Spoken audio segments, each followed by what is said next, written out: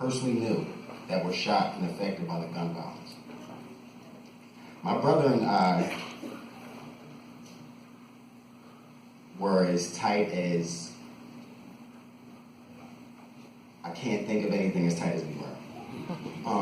This was my best friend. We were 3 years apart, but we were inseparable. My brother Charles was named after my uncle. He was my mom's only brother that was also killed. Charles Andre Johnson was my brother and my best friend. We were attached at the hip since he was born. My mom moved us out of Philly to protect us. On January 12th, I got the call that my brother had been shot. I was in disbelief. He had just dropped me off to work, and I'm the one that called my mother to tell her that my brother had been shot. When my mom called me from the hospital to tell me that my brother did not make it out of surgery alive, I felt like my heart was ripped out of my chest. My life was changed forever. My brother, my best friend, my confidant was dead. My brother that I protected his whole life was gone because they thought he was somebody else. I watched my brother's dead body from his janazah. At the cemetery, I got down into the grave and I lowered his body into the earth to return him to God. I turned his face to the east to give him his last rites, and I put the dirt on top of his body and realized that I had to leave him there, alone. Losing Charles crippled my family. His son Khalif was born 26 days after he died, and his son is now grieving. He wants to go to the graveyard to visit his dad on the weekends. We are a very tight-knit family that still hang out together just because. We always gravitate to where my mom is because she is home, no matter where she's at. It has never been the same since we lost Charles. My sister that he went to pick up suffers with depression and medication-resistant high blood pressure at 27 years old from her grief. I hear my mom crying and she thinks no one is around. Sometimes she's crying so hard she can't breathe.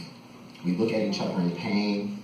It's overwhelming. Even 8 years later, 2 years after we lost Charles, my cousin Stephen Kyrie Johnson was at a New Year's party trying to be a peacemaker between two boys that were arguing over a girl. The boy pulled a gun and shot my cousin Kyrie in the chest. He would have graduated that May from the Temple Fox School of Business.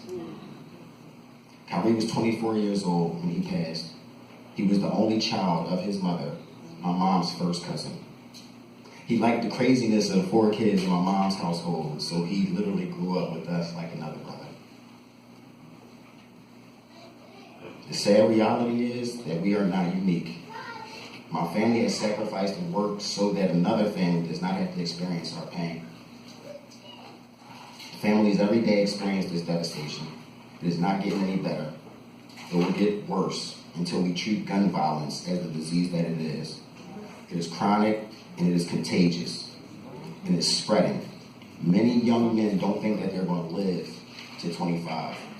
I didn't think I was going to live past 21. The people that live in my community do not have access to good education, resources, opportunities, but they have guns. A deadly combination. My mother came up with the Charles acronym in my brother's memory. The Charles Foundation, our foundation, Charles stands for Creating Healthy Alternatives to Result in Less Emotional Suffering. If this were Ebola or some deadly strain of flu, someone would have done something about it.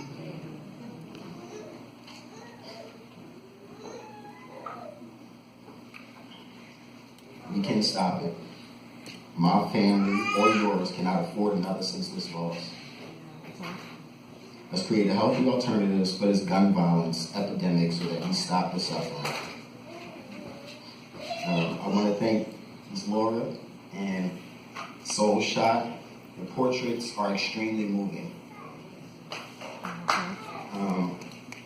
Just thank you.